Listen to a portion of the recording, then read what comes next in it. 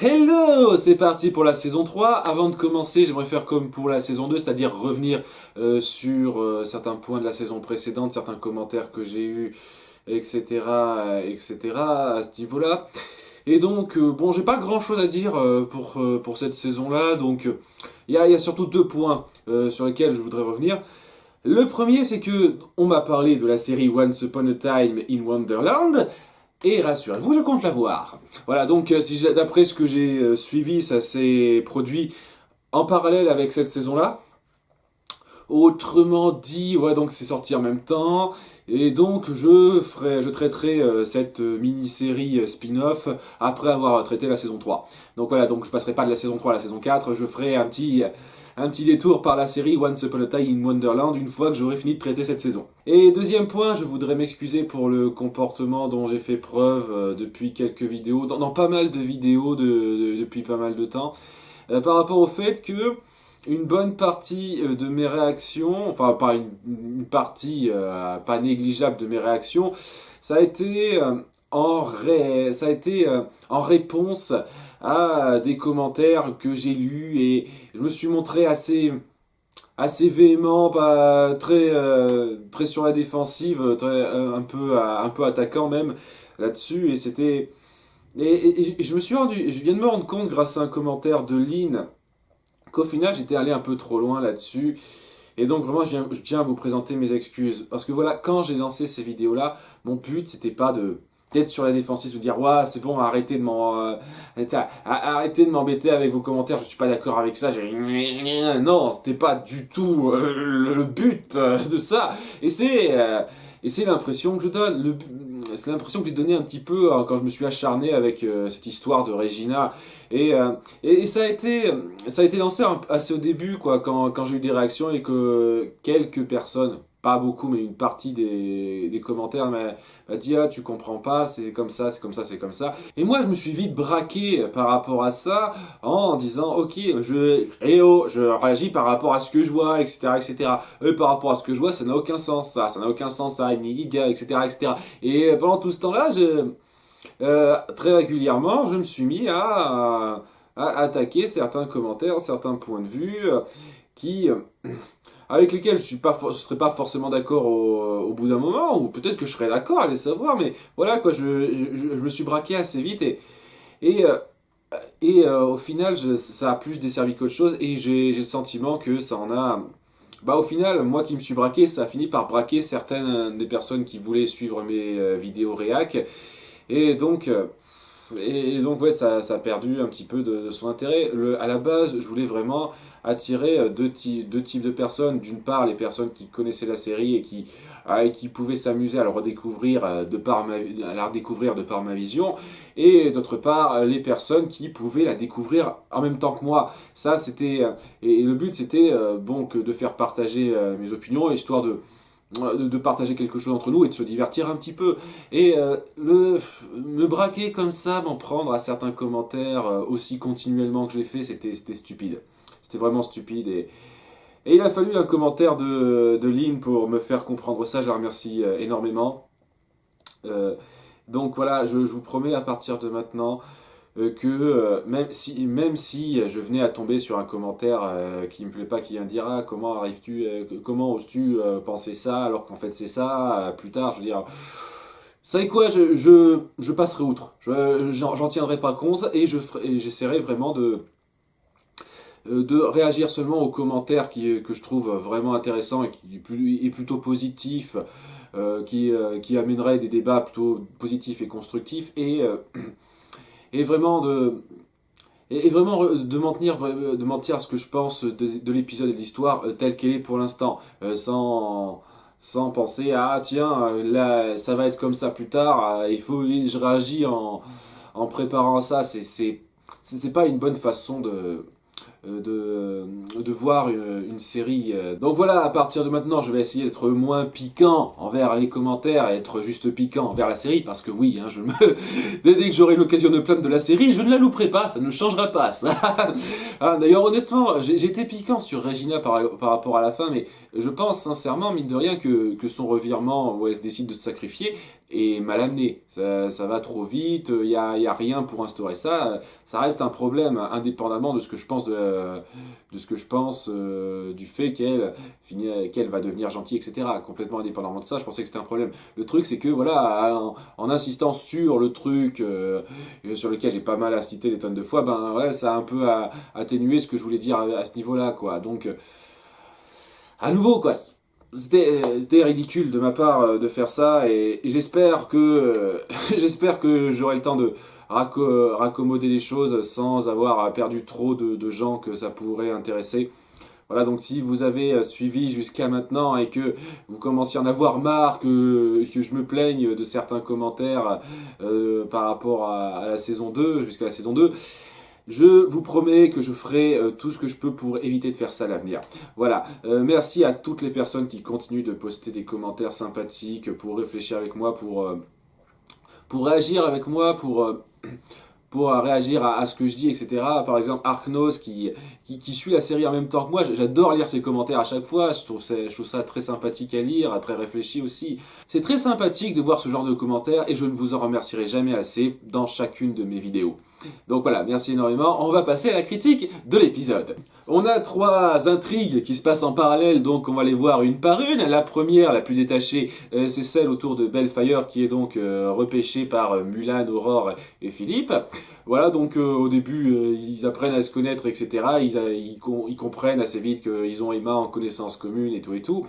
Il y a Bellfire qui explique un petit peu comment fonctionne le haricot magique, c'est-à-dire que s'il a été envoyé dans le monde, dans le monde de la forêt enchantée, c'est parce que il a pensé à ce monde. Voilà, donc c'est pas parce que Tamara qui a lancé le haricot magique a pensé à ce monde, c'est parce que lui a pensé à ce monde et on atterrit dans le même monde, dans le monde auquel on pense sur ce coup. Là donc apparemment tu savais comment ça marchait Bellfire et pourtant t'as pensé à ce monde-là alors que t'aurais pu penser à notre monde à nous quoi. Ouais, si on pense au monde dans lequel on est quand on tombe dans le portail d'un haricot magique, qu'est-ce qui se passe?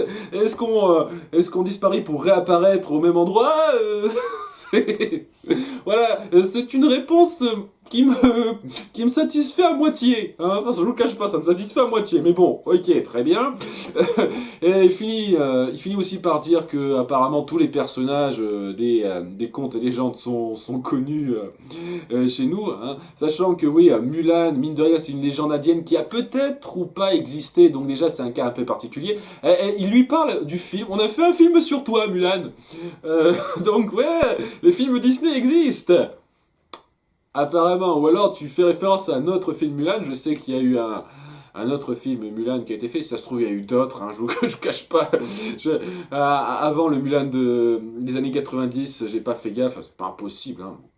Mais je pense pas, je pense qu'il fait référence au film Disney, c'est bizarre quoi, ça devient de plus en plus bizarre ce truc-là. D'autant plus que oui, si on regarde par rapport à ça, si tous ces personnages sont des légendes, mine de rien...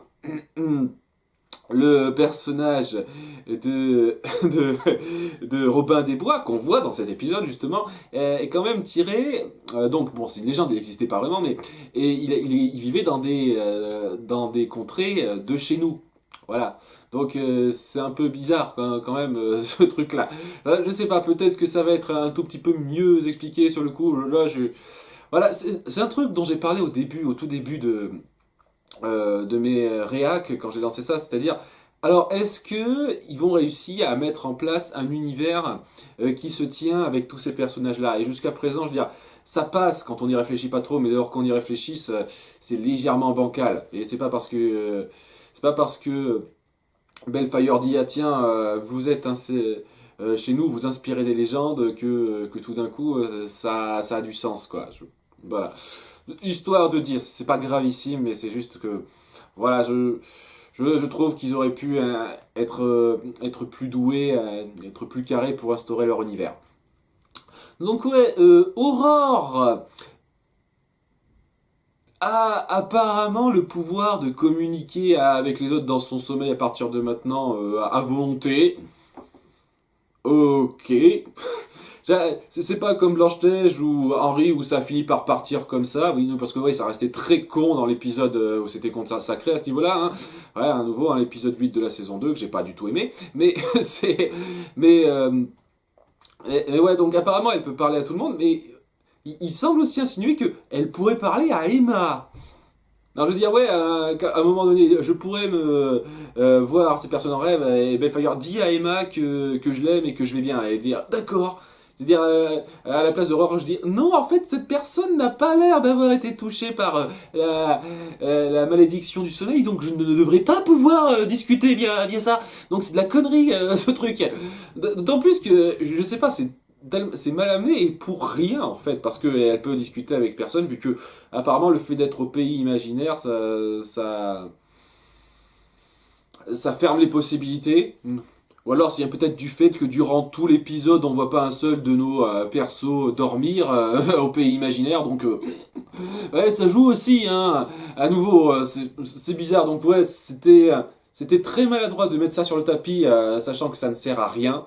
Vraiment à rien, quoi. Donc, ouais, Bellfire et Mulan décident de partir tous les deux au vieux château de Rumpelstiltskin pour trouver des objets magiques qui pourraient peut-être les aider à savoir ce qu'il en est.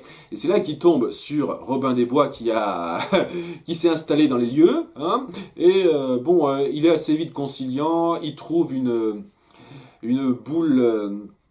Une boule magique qui leur permet de savoir où se trouve Emma et la bande, et il découvre qu'ils se trouvent au pays imaginaire. Et Belfagor se dit ah non, parce que bon, il a vécu là-dedans pendant un bon moment, donc j'imagine que ça va être quelque chose. Mine de rien, ils ont pas mal fait monter la sauce par rapport à cet endroit. Pour l'instant, ça reste à voir, mais j'espère vraiment que ça ne me décevra pas trop et que ce sera pas juste ouais, la forêt enchantée avec des personnages un peu différents, parce que voilà, pour l'instant, d'après ce que j'ai vu niveau pouvoir, à part Peter Pan qui a des pouvoirs un peu particuliers, je vois pas ce que ça a différent de la forêt enchantée, le monde des contes de fées, ça. Je veux dire, ouais, quand il y a des gens qui ont des pouvoirs magiques, il y a des créatures un peu différentes des êtres humains, oui, ben, comme dans notre monde, quoi. Comme dans le monde des contes de fées, quoi.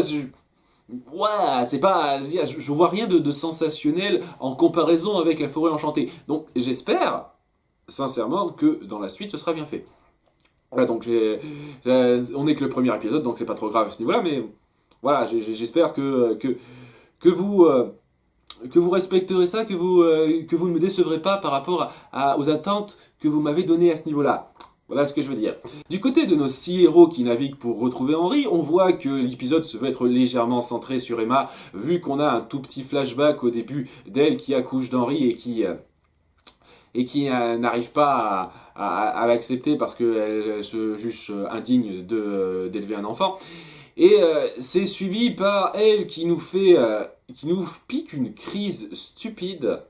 Non mais vraiment qui nous pique une crise stupide sur ses parents en disant c'est de votre faute tout ça. J'aurais dû partir avec mon fils quand j'en avais l'occasion et je sais pas vous laisser dans votre merde de malédiction là. Je sais elle est sous l'emprise de la colère etc. Mais ça fait partie de ce genre de réaction que je trouve forcée et qui cache un peu un personnage quoi. Voilà, donc il y a tout ce passage-là que j'ai pas beaucoup aimé autour d'Emma où il dit c'est de votre faute, tout ça, j'aurais dû partir avec Henri et vous laisser dans votre merde. Et finesse, vachement patient, Blanche-Neige et le Prince Charmant, parce que moi j'aurais mal réagi à leur place. Hein. Mais ils ont été calmes, ils ont essayé de la calmer là-dessus, donc bon, chapeau pour les deux personnages. Et c'est là que Rumpelstiltskin se dit vous savez quoi, je vous laisse à votre merde, je vais m'en charger tout seul. Hein et honnêtement, vu la façon dont Emma réagit, j'ai envie de dire ouais, je le comprends légèrement. Ouais, donc Rumpelstiltskin se barre rapidement du tableau et ils sont plus que 5. Et c'est là qu'ils se font attaquer par des sirènes. Voilà, donc les sirènes typiques à la Ariel cette fois-ci, hein, pas la sirène qu'on avait vue dans la saison 1. Et ces sirènes-là, donc, essaye de les faire chavirer, mais en les attaquant avec un canon et des boules de feu pour Regina, ils arrivent à les faire fuir, tout en capturant une. Voilà, donc ils essayent de la menacer, mais le prince charmant dit non, non, non, on n'est pas comme ça. Ouais, ça m'a pas dérangé de leur tirer dessus pendant qu'ils nous attaquaient et en risquant de les tuer assez facilement. Mais là, maintenant que... non, on va pas tuer, on n'est pas des tueurs. Voilà. Et donc, ouais, Regina, un truc que j'aime beaucoup autour de Regina dans cet épisode, c'est que, ouais, on sent qu'elle s'est pas reconvertie comme ça et qu'elle les suit surtout parce qu'ils ont un but commun, c'est-à-dire Henry. Mais ouais, elle est toujours. Elle est pas aussi gentillette que les autres. Elle est prête à aller dans des extrêmes assez rapides, se dire ouais, bon, tuons-la quoi.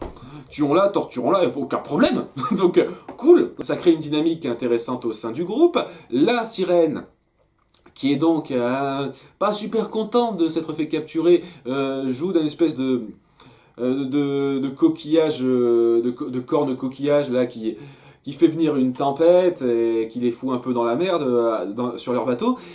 Et donc, au bout d'un moment, Emma finit par se rendre compte que ce qui provoque la tempête, c'est le fait qu'il y ait des disputes au sein des membres de l'équipage.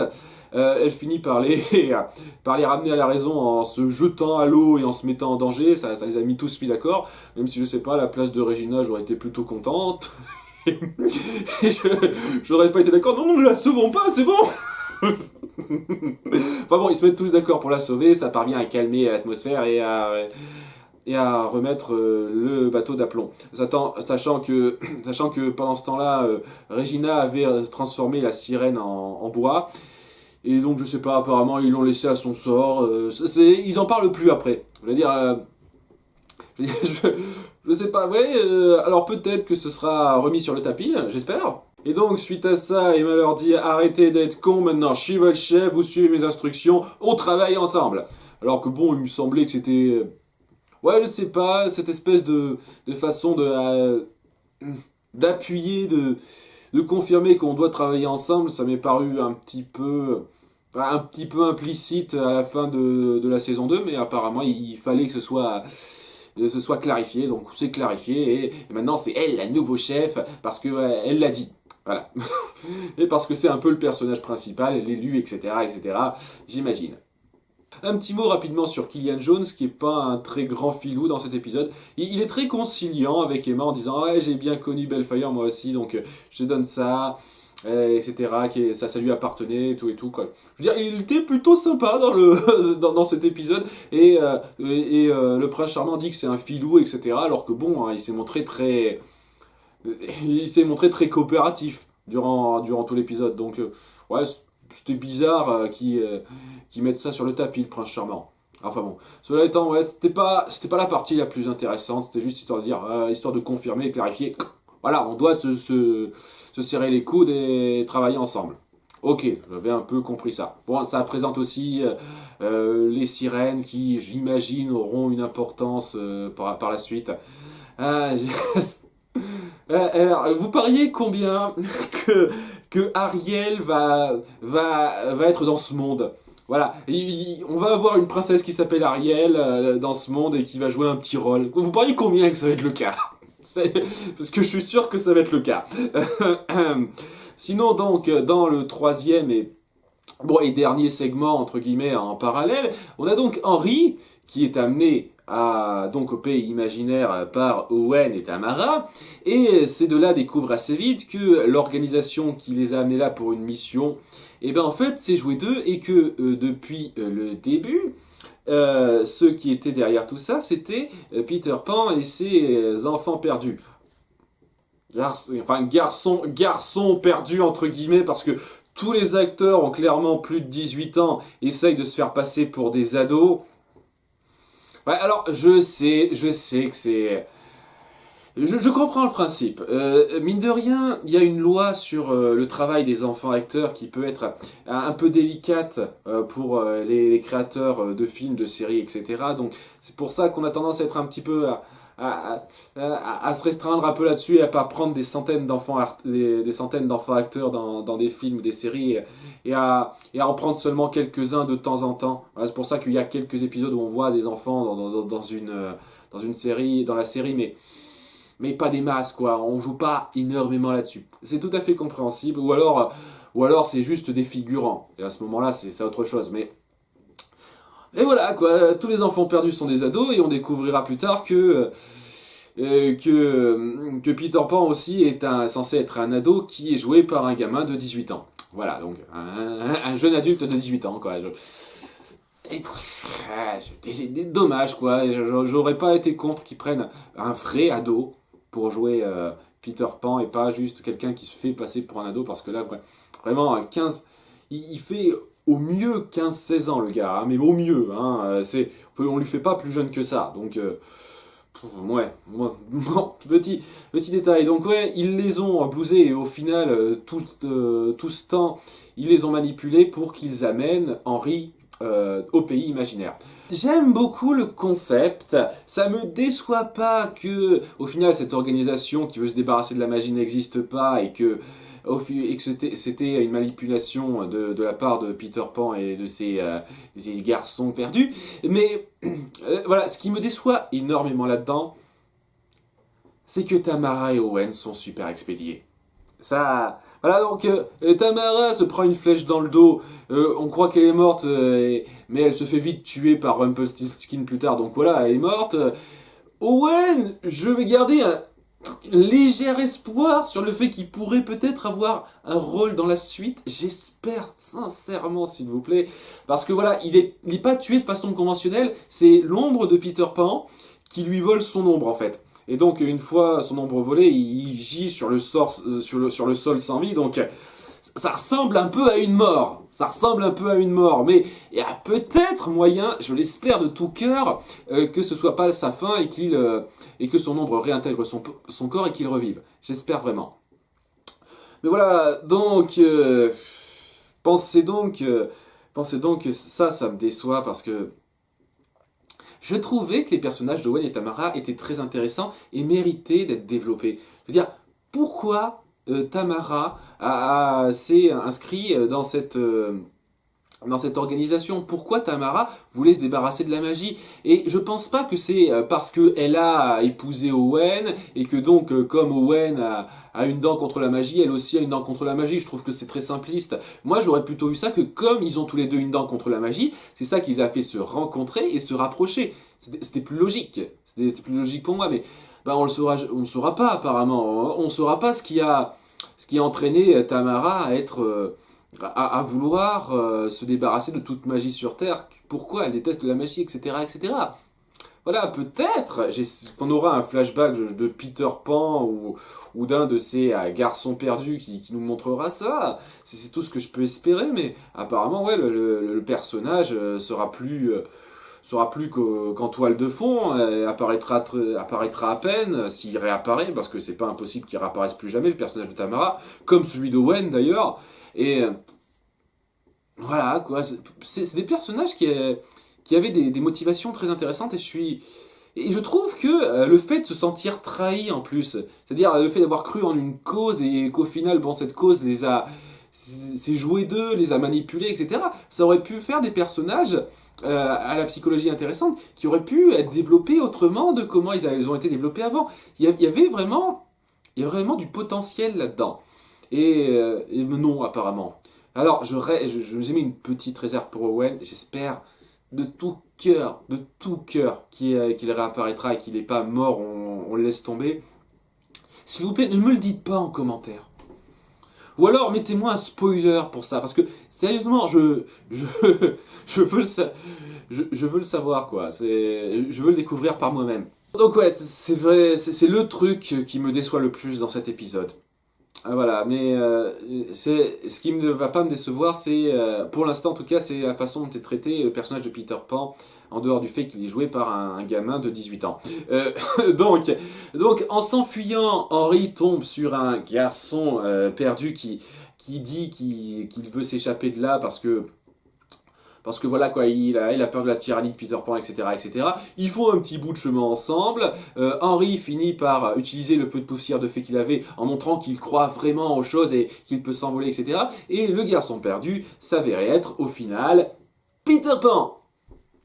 Voilà, Peter Pan donc qui donc voulait le tester pour voir s'il avait vraiment le cœur pur et une vraie croyance, la foi, etc., etc. Pour voir si il méritait vraiment d'être utilisé pour je ne sais quoi, c'est pas encore clair, je suis sûr que ça va être très clair dans les épisodes suivants.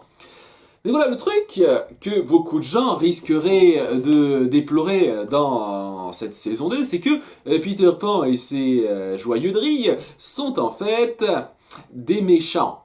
Pur et dur, hein. Honnêtement, si c'est pas des méchants après ça, je me demande ce qu'il en est. Mais voilà, ce sont des personnages à la part très sombres et je comprendrais très bien si vous avez vraiment accroché aux films de Disney et à certaines autres versions que ça vous gêne.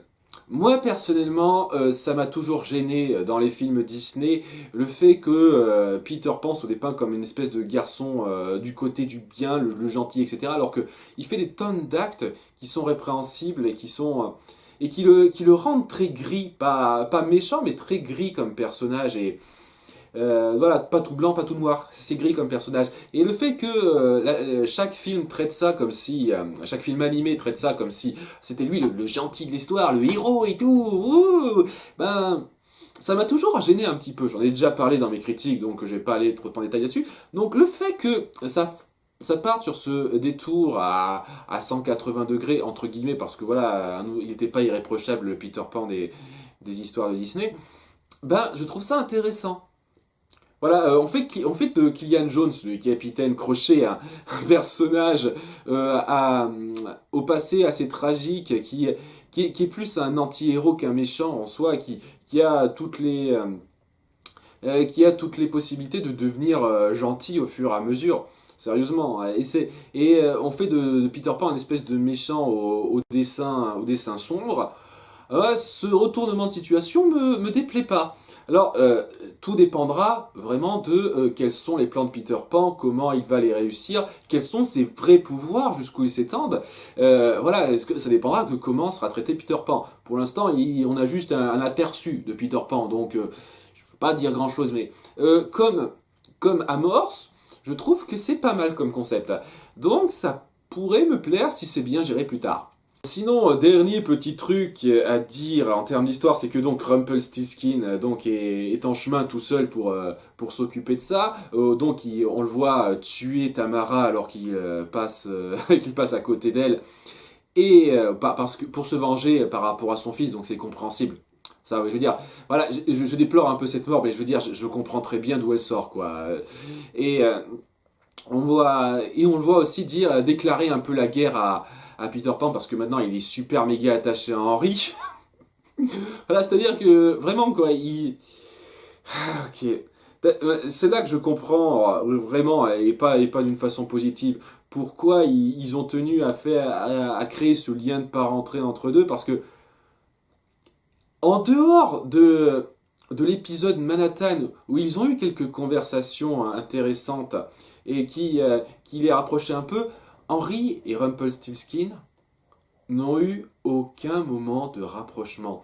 Il n'y a aucun moment entre Henry et Rumpelstiltskin où je me dis ah tiens, ils nouent une petite relation, c'est joli entre eux. C'est le genre de truc qui me fera dire ok, ce gamin est gentil, je m'attache à lui, j'ai pas envie qu'il meure même si son existence causera ma perte.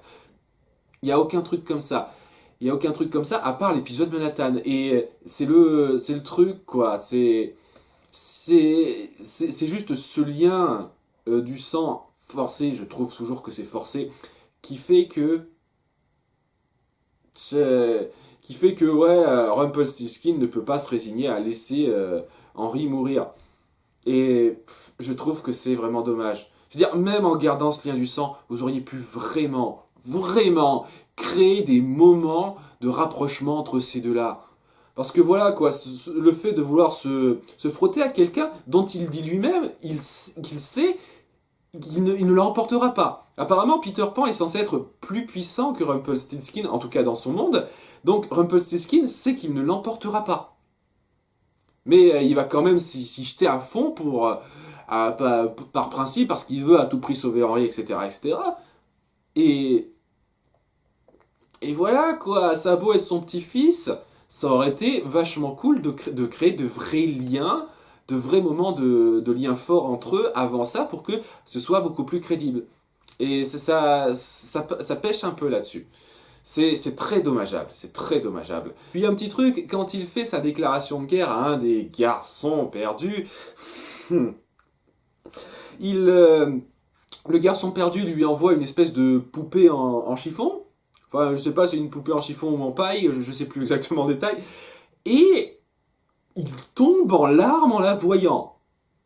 Alors, j'imagine que c'était Abel Fire, vu qu'il a vécu auprès des garçons perdus un long moment. Mais je veux dire, sérieusement, tu es d'accord, t'es encore sous l'impression que ton fils est mort, mais je sais pas, t'aurais pas pu te contenir un peu, ou je sais pas, attendre que le gars parte pour ça? Ah, je trouvais que c'était un petit peu faiblard de ta part de faire ça, Rumple. Petit détail, pas grave, mais... Voilà, au final, il y a quelques petits trucs à redire ci et là dans cet épisode. Il y avait pas mal d'attentes que j'avais qui sont un petit peu écrasées, notamment avec Owen et Tamara. Mais ça amorce pas mal de trucs intéressants. Il y avait pas mal de scènes qui étaient pas mal faites.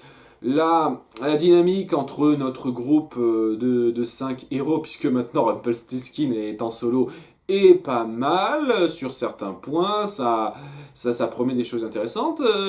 La façon dont a été introduit Peter Pan ne me déplaît pas.